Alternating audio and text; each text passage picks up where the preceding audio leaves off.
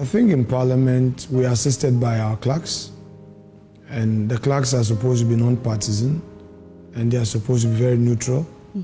And the practice has been that in all situations, they ensure that both parties, the majority, minority, are well informed. I was once upon a time a majority leader. This same clerk to the Appointment Committee will insist that until the minority sees a report, she would never ever sign. I ran through a lot of difficulties.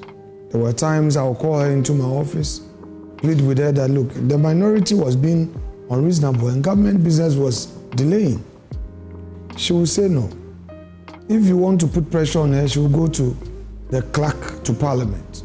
And there were a few times that Mr. Cyril Nsia, who has just retired, will come to me and say, leader, the minority leader, you should engage him. And I knew the difficulty of Ato at the time, because Ato would tell me that their party had taken a decision to oppose us, and they would not cooperate. In view of that, he would even get the draft report, and Ato would just not respond to it. This is the same clerk who, when we even needed to advertise for nominees to come for vetting, she would insist that the minority would have to give a go-ahead. You recall that when the judges appeared before us, they came twice. The first time, it was aborted. The second time, they were able to go through the vetting, and their report was never released. Eventually, we left power. 8 Parliament could not pass these judges. Today, we are in opposition. The same clerk. Look, all the reports that we've been, moving on the floor, I don't get to see this recent vetting. Yes. You're saying that all the ministers that you've been able to vet and approve. Let me say it in clear language, not that I'm mixing up and then you have to repeat my words. I'm saying that all the reports that we've been moving, I see them on the House floor. I keep my calm. Look, I'm a very patient man. Sometimes people don't get to know me. But with time, those who know me know who I am. I hardly get upset. I would keep my calm until I realize that the person is taking me for granted. When it gets to that point, I'm sorry. Or was that the right forum for the... No, don't worry. Let me get... You've given me the chance to explain something to you. I kept complaining to her. Even the chairman of the committee was complaining that, Clark, I thought you've given it to minority leader. He said, I sent one of my boys. And we said, which boy? And these same people she claims she's been sending will say, they've not seen me. And it's not as if I am not in Parliament. All right? There was one particular matter. Honorable Kofi, because of what he did to President Akufo-Addo, the party took a position that we should take a secret ballot on him. So along the way, he decided to smoke the peace pipe with us. And I told them, look, let's have an understanding of your apology. So a text was agreed upon. And the majority leader, and let me again continuously commend Mahama Yerega for his industry in leading real parliamentary diplomacy. All right? Yerega engaged me. We agreed on a text. And the text was relayed to the clerk to be inserted in the report. After finishing the thing, I'm supposed to see, because I was under pressure from my party at the highest level of the party. All right? I didn't see it. I was in my office attending to some administrative matters, and I was watching the proceedings. I realized that Bua's report was being taken. So I rushed to the chamber and I had to stop my respected colleague Buama that he should hold on. I drew the speaker's attention and I noticed that the report had been signed. So I got to the chairman, Chair, what happened? He said, they brought it, she signed, he signed. Now, if that mistake had gone through, what would be of the minority leader? It means that I'm not diligent. But was your input needed before the signatures? Of course, at all times. Okay. In Parliament, reports are signed by the clerk to the committee and the chair. When the minority leader does not sign. No, but the practice is that you see it.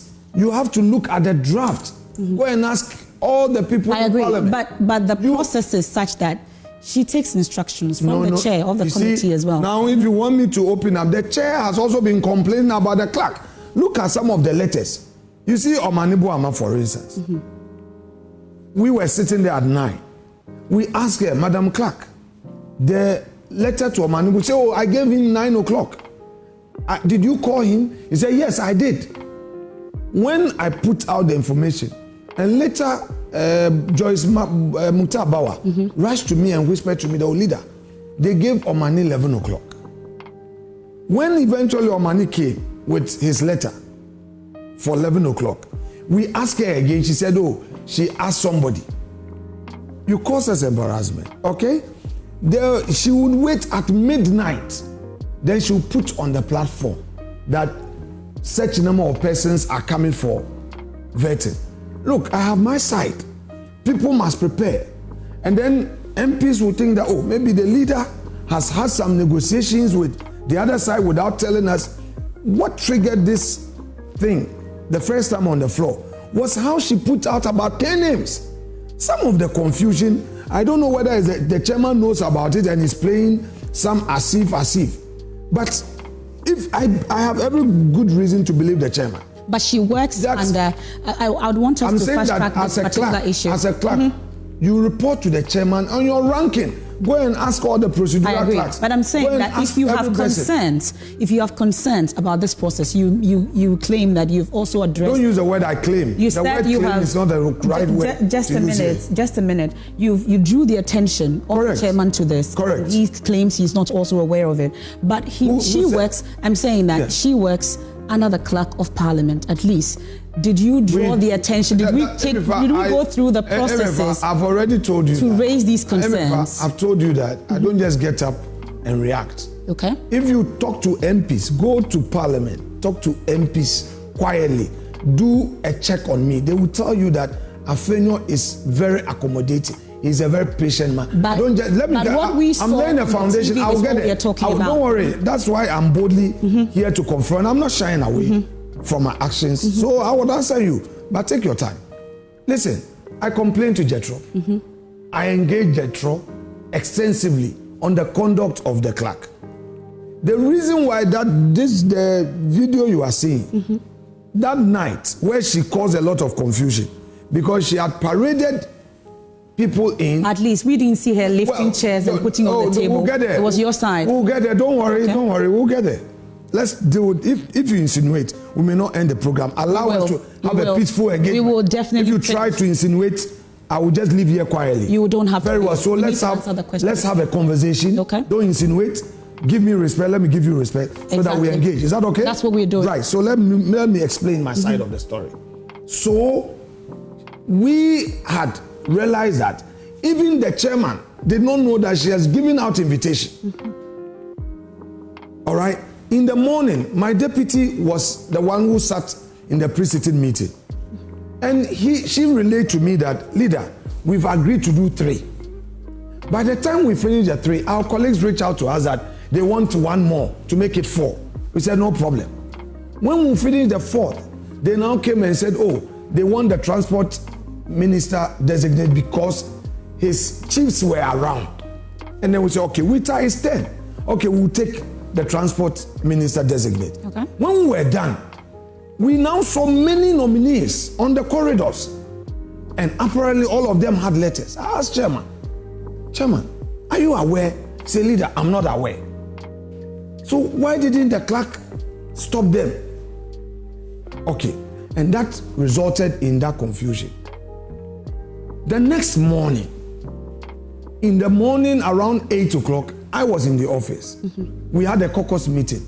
Honorable Defema called my chief whip that the chair of the committee wants us to have a meeting. Soon after the Afia Markin's call, Honorable Ayerega, the majority leader, called me. The leader, where are you? I said, I'm in my office. Say, look, I'm coming over. I want us to have a meeting so that we can have a smooth takeoff. I said, no problem. So we're sitting down in the office waiting for the meeting for Ayerega to come. And we saw on the screen that Akano was taking an oath. Emefa, my problem is this. You are the clerk to the committee. You administer the oath. You know the procedure. You get the majority leader, you get the majority and the minority side. You are supposed to counsel us. You see that in proceedings in the House, the clerk would always mount the high table, go to Mr. Speaker and whisper something. On all situations, you see the clerk busily going to majority and minority. On what basis will you, the clerk, proceed to do what you're doing? Anyway, we got in. I was not happy. My side felt that I was showing weakness because you tell us one thing, another thing is happening. Is that okay? Now, on talking about what happened, subsequently, the clerk to Parliament has engaged me. We are discussing the matter. When we are done with the discussion, which I believe we should be done tomorrow, I would come out with a statement regarding the incident. I will speak no more about it. In hindsight, did you overreact that day? Let me repeat myself. I'm saying that the clerk to Parliament has engaged me. Yes. We are talking. She's being talked to. We hope to be done tomorrow. When we are done, expect a statement from our office regarding we are looking forward to I'm that saying statement. that I would answer no more on this incident. You've been explaining this whole while. I would want to find out from you, upon sober reflections, do you think you overreacted that day? Just the way you walked in and started speaking to her in the manner that you did. Did you overreact? I have told you that the clerk to Parliament has engaged me. I understand that. Listen, I heard you correctly. If maybe we may stay on this same matter. We are moving on. There are lots of issues to talk about. Very well, so you have to move on. Do you owe her an apology? I am saying that Do you owe her an apology, my Mr. Minority Leader? You may find out from her whether she owes the minority an apology. Okay. We are talking. All right? All issues are being put on the table. If we get done tomorrow, I would issue a statement from my office on this matter. Will there be an apology in that statement? I will issue a statement. Okay. The clerk's office is supposed to also deal with its part of it. So we'll deal with it. Do you regret those actions of yours? You say you're a very patient man. Let me finish with Minority Leader. You've described yourself as a very patient man. When we are done, that action of yours was surprising to many. You've come under heavy criticism for it. Listen, do you regret it? Emefa, you are a politician. You are a human. I'm not a politician. I'm saying that not you. Okay. I am a politician, human. There are situations I may find myself. I shouldn't shy away from criticism. This game, you will have your good day and your bad day. You cannot have all good days. There may be times that people would have to criticize you. There may be times that the public must find your actions very wrong and tell you that, no, this one is a no-no. Yeah. I am saying that in all of these, you would have to evaluate and then come out. There is an engagement from the clerk's office on this matter. I am hopeful that tomorrow will be done. When we're done, a statement will be issued to deal with the issues. Look, the things we face in the chamber is not ordinary. So therefore, you may react in a manner. The one who is watching you, who sees the outcome, has a way of judging you. These are some of the low sides of the politics. Well, but as leaders, there's high expectation. Another conduct that many have described as out of the ordinary or unruly. Some have described it in harsh words. Thursday evening, the manner in which some members of that committee, as at least 3 of the members on your side have been suspended, as well as the majority whip as well. Do you consider that action? I'm sure you've sat down, you've watched proceedings, because in the heat of the moment, maybe you would say you did not see what happened, but later on, subsequently, I'm sure you've seen the actions of your colleague that evening. What do you say to it? What do you have to say to it? Do you owe the public an apology for that kind of action that Thursday evening? Emefa, you may not know certain things, and you are not supposed to know. Why not? Well, it's not everything. We put you there. Don't worry. Need to know. No, you can't know everything. Okay. So don't worry. By the way, let me ask you a simple question. You saw Joe Wise being beaten, did you? Did you see Joe Wise being beaten? No. In the chamber? You never saw Joe Wise being beaten by the NDC in Parliament where they pulled his chair? You say you never saw it? We're talking about what No, I'm asking, we are having a discussion. Thursday evening. No, we are having a discussion. I will get to a point. Okay. Did you see Joe Wise being chased out of his seat? Your point is? I'm asking you. Your point is, sir? I'm asking you, did you see him being chased out of his seat? Did you see what Muntaka, the current interior minister, did on the 7th of January? That led to the election of this. These are issues we've condemned. We've condemned extensively. No, you never condemned it. Oh, of course. Then we've show me. Condemned all the issues that transpired that evening. You have not condemned. Is this a justification for what your side did on Thursday? I've not said so. I'm asking you that. If you say Joy FM condemned the actions of the NDC, I want to show proof of it. I want to see proof of it. First, you said you're saying that you've not heard any condemnation of those actions on Sunday. When they pulled their chair. Is that what you're saying? I have not seen it. That condemning the NDC, calling them out. Did you call them? I don't know. On Thursday. So you're saying that because you did not hear any condemnation that day, we should not condemn what transpired on Thursday evening? Don't put words in my mouth. Don't put words in my mouth. So you condone what your colleagues did on Thursday? Don't put words in my mouth. So tell me. When there are political problems, we find political solutions. Okay. We'll find solutions to all the challenges we've sat as a house. The majority leader and my good self sat together. We discussed issues. We are going to meet the speaker and hold further discussions. When we are done, you would hear from us on the matters that arose on Thursday. That's all I can say. So what you're saying, at least I've told you that many people, since we advertised that you were coming on, there have been a lot of concerns about that action. It is normal. You are their leader. It is. Three of the members have been suspended. To be wrong. You are supposed to be showing the leadership, and we're expecting to hear from you on it. Emefa, if something goes wrong, rightly so, expect the public to condemn it. If something goes right, rightly so, expect the public to praise. So I am not surprised that the public is unhappy with our actions. Like I said, but as their leader, were you happy? What I'm saying, what the conduct. What I'm saying is that we have had discussions. We would continue discussions with the Speaker of Parliament. Okay. I'm sure when we're done, all in all, there will be a political understanding, and then certain statements will be made regarding the incident.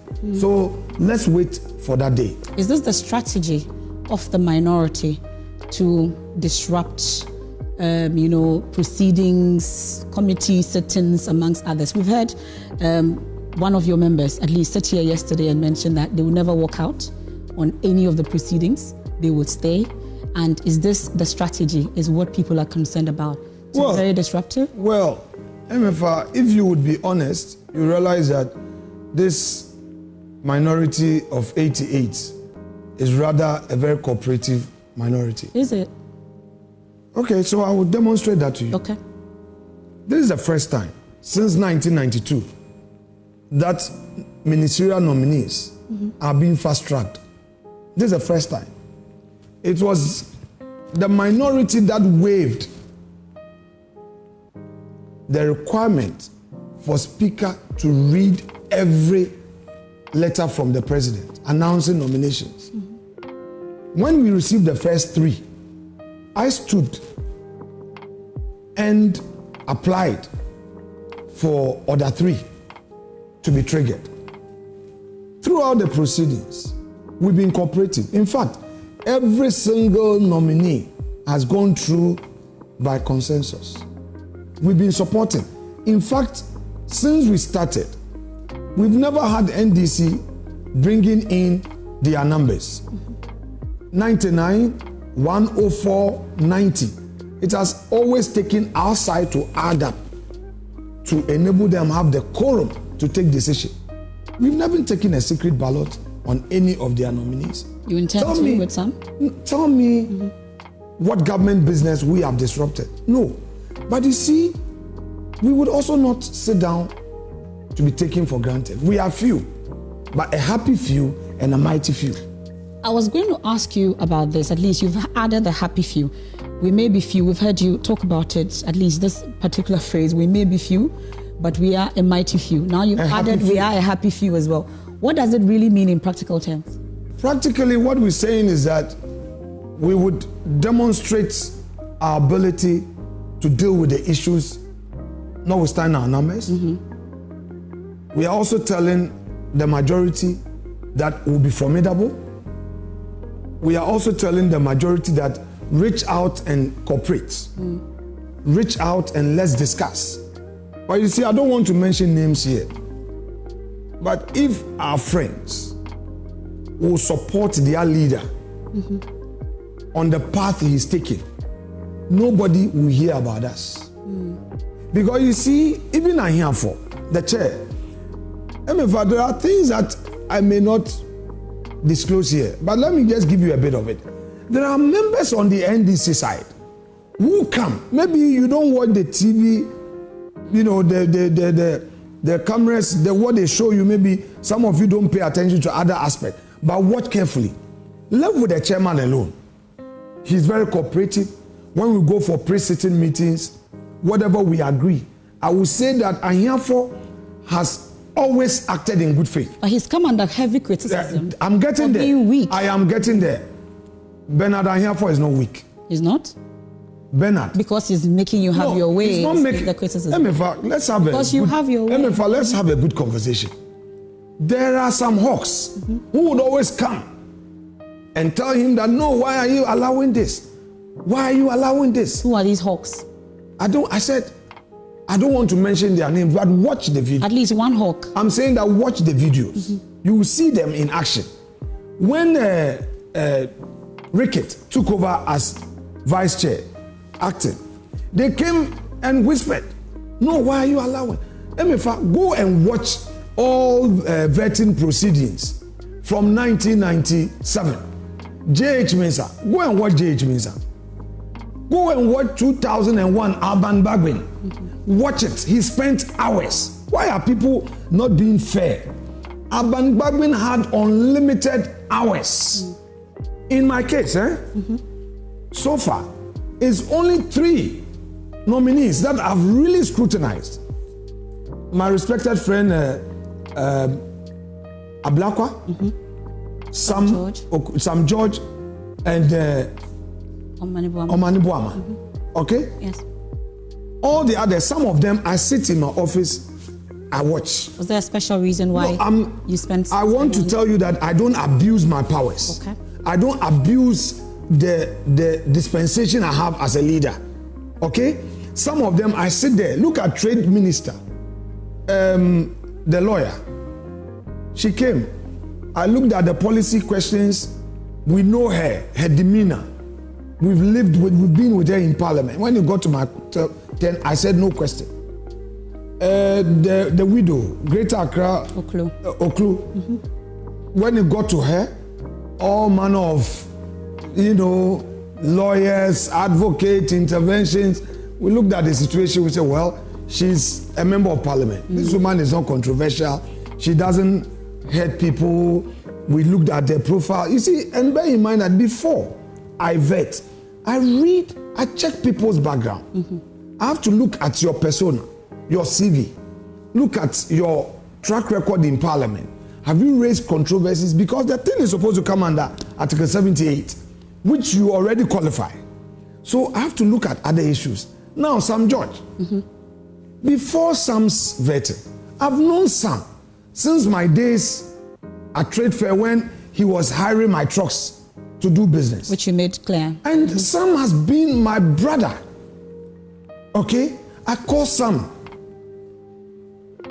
in the presence of another senior member of our party. I said, Sam, you know what? You made certain disparaging comments. You denigrated Akufo-Addo. I beg of you, I expect you that when you come, those ones that you went in excess of the regular behavior expected of an MP, at least accept that you could have done better. Chief Justice. Reaction. Chief Justice. You said ABCD. I think you could have been measured. Can we deal with it? If you do, we should be fine. His response was that could be suicidal. I said, Sam, it doesn't take anything away. We all make mistakes. A lot of times I go public to apologize. It doesn't take anything away from me. So please try and see how to balance it. In any event, Sam, I'm not the one to destroy your career. I won't do it. And you know me. That is why I brought St. Francis of Assisi prayer. And I gave it to him that read. I wanted us to start on a very calm tone. And then let him know that I really would act in good faith. But watch again Sam's posture.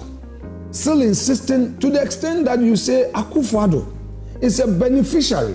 Go and check Oxford meaning of the word beneficiary, meaning that he financially benefited. This is the man who has been president for 8 years. You may have your problem with him, but after he's left office, you don't come. You are now getting into government. Sam has not been in government before. He has not seen the trappings of power before. This is his first time as a young man. He's going to see, perhaps, he's going to be the youngest cabinet minister. Okay? I felt that my brother could have done it better.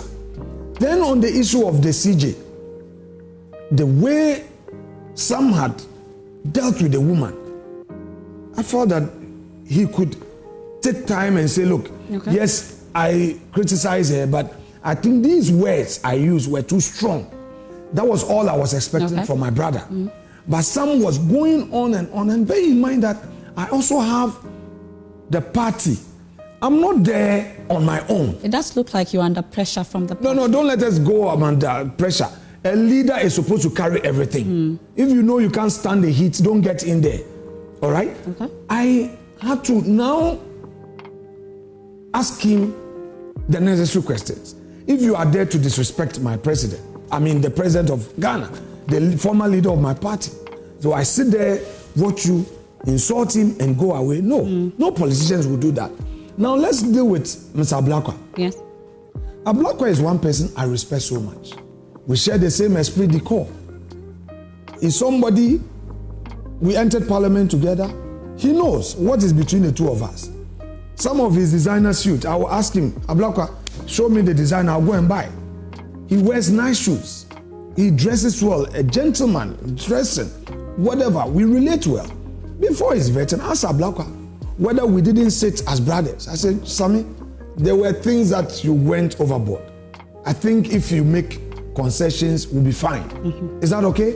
Meanwhile, I was aware that this is Aura, guys, have been flying drones in Winneba on my property. I kept quiet. I managed it. They've been flying. They go to my beachfront property. They mounted a drone. They flew it from the community center just by the Nshona. Okay? And my boys saw it. I told them, ignore. When government changes, people do all manner of things. They went to my White House, the one at the veterinary area, flew, checking Winneba as well. Winneba. In Abelempe, you'll be there and you'll be seeing drones. In the morning, the policemen have been seeing it. They tell me, I said, ignore. Sometimes early in the morning, we see that behind the rail line. But I know that it is spying my house. What is the business of drones in the minority leaders' house? Meanwhile, I've lived in my Abelempe residence for over 20 years.